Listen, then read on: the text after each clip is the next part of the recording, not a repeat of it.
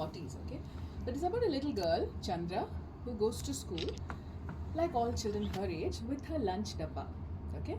And she belonged to a family where they had a very good cook. So this cook would very lovingly line their dabbas with plantain leaves and fill it with delicacies like lush dosas with chutney pudi and stuff like that. And her dabba was very popular in school.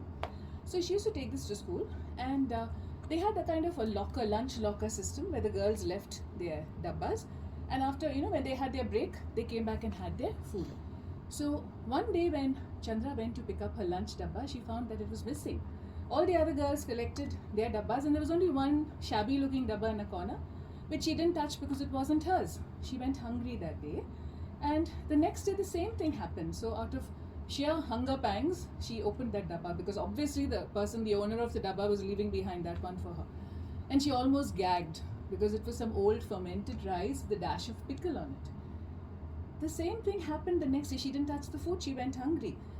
The third or fourth day, when Chandra found the same dabba with the same fare in it, she couldn't take it anymore, and she brought it to the attention of the teacher. The teacher brought it up in class and told the girls that whoever was responsible for stealing the lunch would be caught and punished, so to stop it immediately. Promptly, the next day, the stealing stopped. Chandra had her delicious lunch dabba with her, but while she was eating it, she felt extremely, she felt bad, because she felt that was a fare that girl was having, whoever this girl was. I mean, how horrible was it? She couldn't take it even for a single day. So she waited and watched to find out who the owner of the dabba was, and sure enough, she found, when all the other girls had picked up their lunch dabbas and left, one girl quickly came and dashed in and picked it up and rushed to a far corner of the room where she could eat it.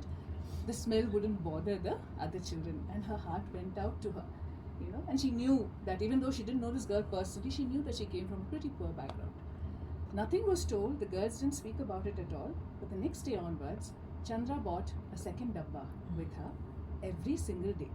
The girl never talked about it, but Chandra saw that she accepted the dabba. She would take the dabba and go and eat it, okay? And this was a kind of a silent agreement between them. And whenever once in a while they happened to bump into each other in class, or she happened to see her across the room, she'd smile at her gratefully. Something beautiful was born that day, if you can call it a bridge. Yes, maybe a friendship that never happened, but still something wonderful happened that day, and my story ends there. Woo!